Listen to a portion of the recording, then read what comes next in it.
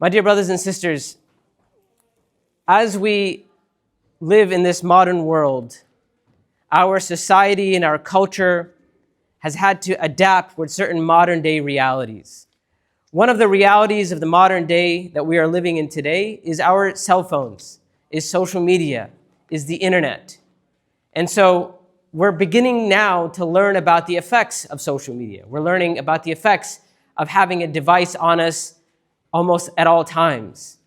And the bad news is what we're learning so far, and we're still actually early on in the stages of learning about the real effects of the internet and social media and cell phones.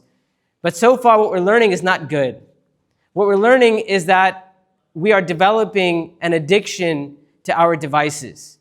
So a recent study that came out said that the average person accesses their phone about 52 times a day.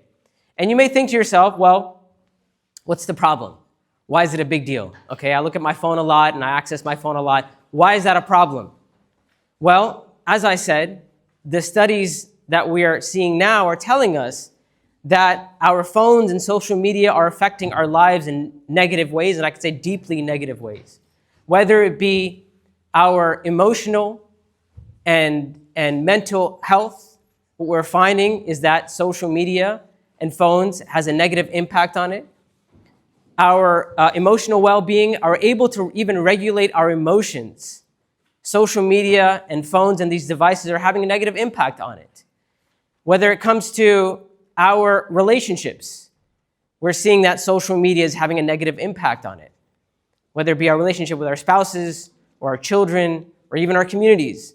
And one of the big problems of social media can be summed up in two categories. There's comparison and fantasy. So what social media, the way it's created and the way it is set up, we're constantly comparing ourselves to others. So when it comes to our own selves, our own well-being, our own emotional and mental health, we're comparing ourselves to what we see online. And so when we compare ourselves to others, we naturally feel bad about ourselves. Our body image, how we feel about the way we look, how we feel about our bodies and our physical self, we compare ourselves to others, and there's many studies being done on this, but the more time people spend online, the more they look at other people, the worse they feel about themselves. And likewise, relationships. You have husbands who will compare their wives to the women that they see online, or women who compare their husbands to the men that they see online. And the problem with that is the second category of fantasy. What we see online is not real life. These are filtered images. These are images that have been very carefully chosen. That's why, social media influencers, they're not going to take a picture and just post it online. It's usually dozens and dozens and dozens of photos that are taken, and the best angle is picked, the best lighting, and then there is the editing that takes place, and all of that is the result of that is posted online. And so when we compare our loved one to something that we see online, it's comparison, but we're comparing our loved one to a fantasy. And even parents, they'll compare, and this is human nature, we compare our children to the children that we see online. And we're not talking about looks here, even though that can be a part of it. Oftentimes in certain cultures, they'll compare their children to other families' children. The son of so-and-so got into this university or this college. The son of so-and-so has accomplished this. The daughter of so-and-so has accomplished this. And now we are having a negative impact on the psychological and emotional well-being of our own children because we're constantly comparing them to others. And then probably the worst problem of social media and the internet is how it is affecting our spirituality, how it is affecting our relationship with Allah subhanahu wa ta'ala. Because you would think that in this modern day, in this modern age, when we have lectures being delivered online and we have videos, and there's no shortage of access to Islamic knowledge, that of course we must be getting better. Our deen must be improving. We're certainly becoming better Muslims. But the reality is the opposite. We find young Muslims today are feeling more and more distant from the deen of Allah subhanahu wa ta'ala. And one of the reasons is an overload of information. That you can go online right now and Google anything and find a lecture about anything. So it feels very overwhelming. in our history, in Islamic history, the way Islam was taught, it was taught in a very systematic way. You begin with the basics, you begin with the foundations, and you build upon that, and you create young men and women with strong foundations. And someone with a strong foundation means they can weather any storm. But when a person is learning haphazardly, they don't have a strong foundation. And that means that when the newest problem occurs, it can shake their faith. And also, there's that disconnect with our spirituality, where our access to Islamic knowledge has almost become a form of entertainment. And that is what we find online with the plethora of videos and whatnot, that it is almost treated as a form of entertainment. That's why if you look at the videos that get the most views, it's not a video that is going to break down a classical text or is deep in tafsir or an explanation of hadith of the Prophet sallallahu alaihi wasallam. It is usually the videos that are addressing the latest controversy, the latest issue. So-and-so said this, and so-and-so did that, or this Muslim personality did this. And then there's that reaction video. And I know the younger people here know exactly what I'm talking about. Those videos get a lot of views. The reaction, this is my reaction to what happened, or the reaction of the statement of so-and-so. And then there's the reaction to the reaction, right? And then there's the reaction to the reaction to the reaction. And you look at that and you think, like, why do they keep making these videos? Right? Like at the third level of a reaction, you got to think, like, this has got to be pointless. But they keep making those videos because people keep watching those videos, because they're the ones that get the most engagement. They're the ones that get the most views.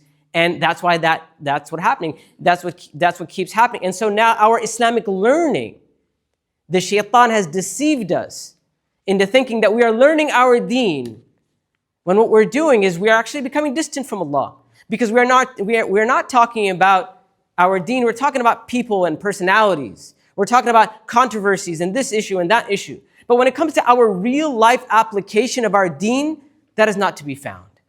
And this is in antithesis to the very nature of how our deen was delivered to us. Our deen has always been, from the very beginning, a very personal tradition. Knowledge has been passed from person to person on an individual level, on a personal level. We find the hadith of Umar radiallahu anhu, which is, I believe, the second hadith of Imam al-Nawawi's 40 hadith, in which Umar radiallahu anhu tells us of the time that the angel Jibreel came to visit the Prophet sallallahu alaihi wasallam. And the meaning of this hadith, Umar radiallahu anhu, he tells us that a man came who we did not recognize, and he had no signs of travel on him.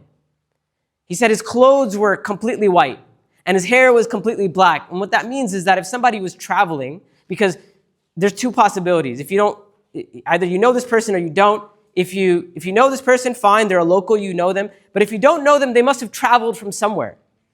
They didn't just teleport into Medina, right? They didn't just show up. So they must have traveled. But Umar radiallahu anhu, he's saying it's weird.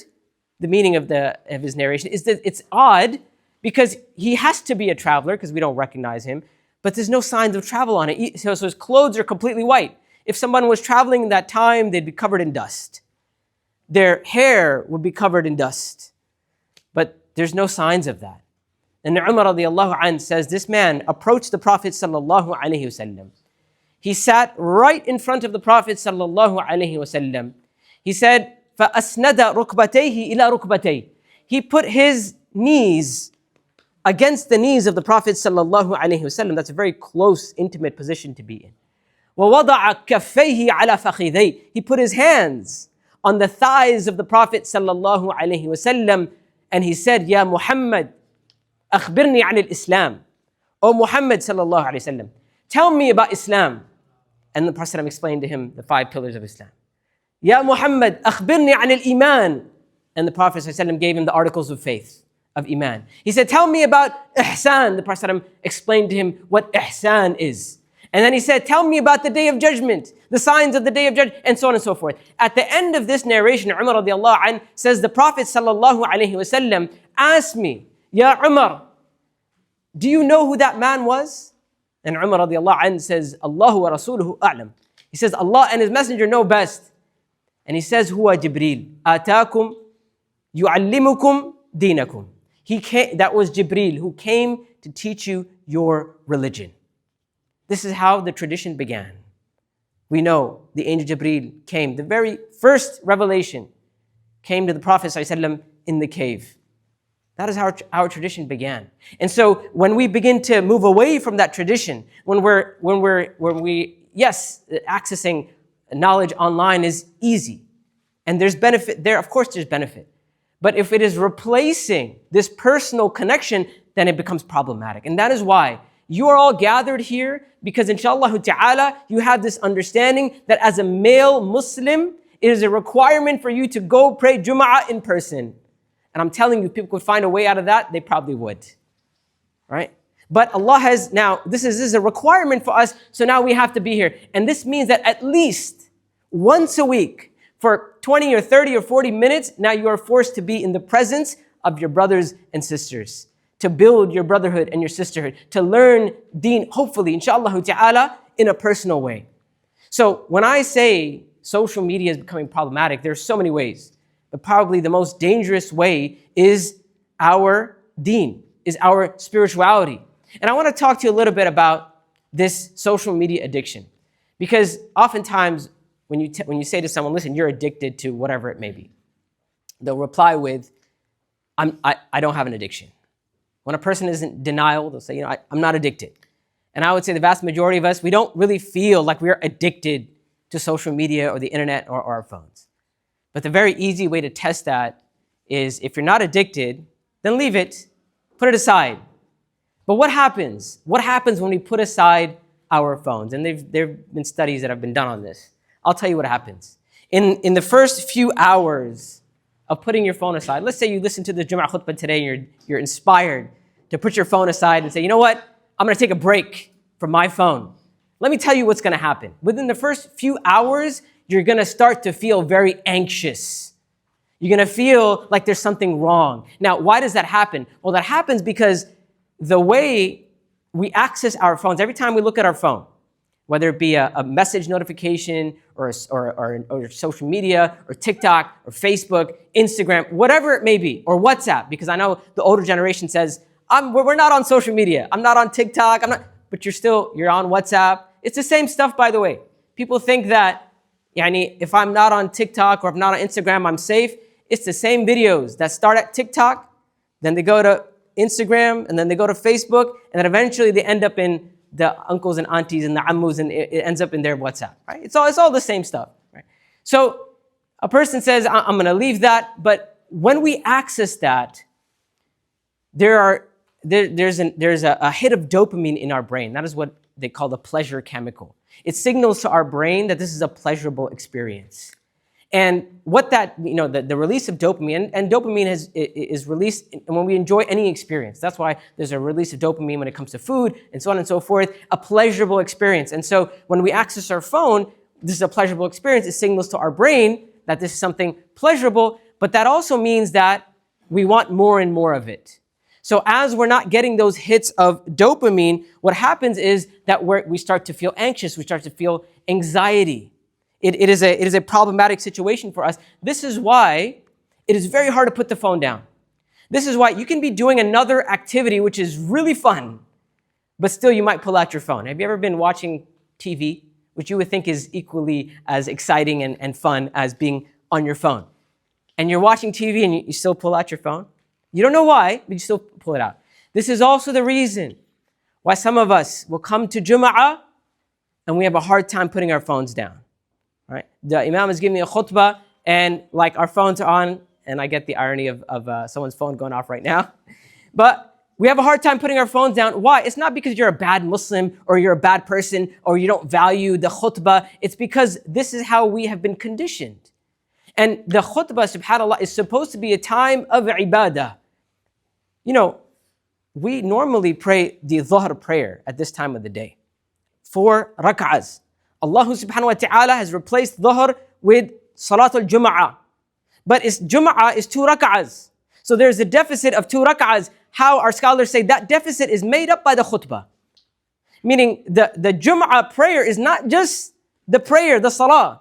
And subhanAllah, I was coming in here for the 1:30 salah, and I saw people running towards Casey Center. And I'm like, where are they going? Like Jum'ah is at 1:30, and I realized they're trying to catch the tail end.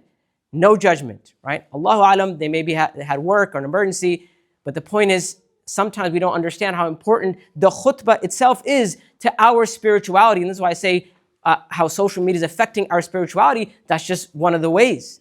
The khutbah is so important that we're not even supposed to move too much during the Jummah khutbah. We're not even supposed, even if somebody's doing something wrong, we have to be very careful before we tell them not to do something which is wrong. In a hadith mentioned in Sahih Bukhari and Sahih Muslim, the Prophet ﷺ warned us. He said, إِذَا قُلْتَ لِصَاحِبِكَ وَالْإِمَامُ يَخْطُبُ. If you say to your friend or to your partner, somebody sitting next to you, while the imam is giving the khutbah, ansit, pay attention. Now pause. You would think that's a good thing, right? Someone's not paying attention, someone's on their phone, you tell them, listen man, you gotta pay attention. The Prophet ﷺ said, فَقَدْ لَغَوْتَ. You have engaged in idle speech. This is something you're doing from your end, al-amr bil-ma'ruf, right? Or nahy al-munkar. You're telling someone to stop something bad, right? They're not paying attention or they're playing around. Whatever they're doing in the khutbah, you want to correct them. But even this act of correcting, because this is supposed to be a spiritual time, the Prophet ﷺ said, no, that is idle talk. There's no room for that during the Jummah khutbah. That is how important the Jummah khutbah is. This is a time for us to really take a break. And I know sometimes people say the khutbahs are boring. The khutbahs are too long. I get that. I can relate to that very much. But once again, not all of our ibadah is going to be a fun, great time. Ibadah is supposed to help us control our nafs. It is supposed to help conquer our nafs, conquer our base desires. So what is it if we're giving up 30 minutes or 40 minutes out of the week to be in a situation where we're not entertained, where we're not excited? But that's what happens in the first few hours. 24 hours after quitting. Let's say you've made it past a few hours and you're now 24 hours into not looking at your cell phone. After 24 hours, you begin to experience what people call FOMO, which is the fear of missing out. So now the anxiety is different now. The anxiety is, I wonder what's happening out there and I need to know. And now we can't help but get back to it in one way or the other.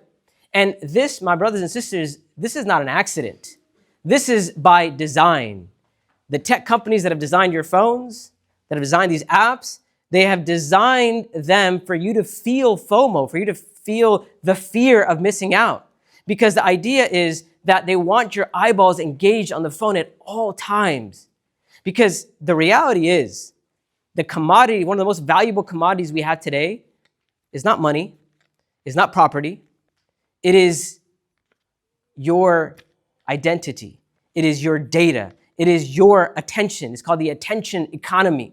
So it's not by chance that all these apps that we use are free. And as they say, nothing is free in this world, right? So if you're not paying for something, and there's an adage, if you're not paying for something, then realize that you are the product, right? What they want is you. Why is Instagram free? Why is Facebook? You think it's out of the goodness of the heart of these tech companies that these apps are free? No, it's free because you give them your data.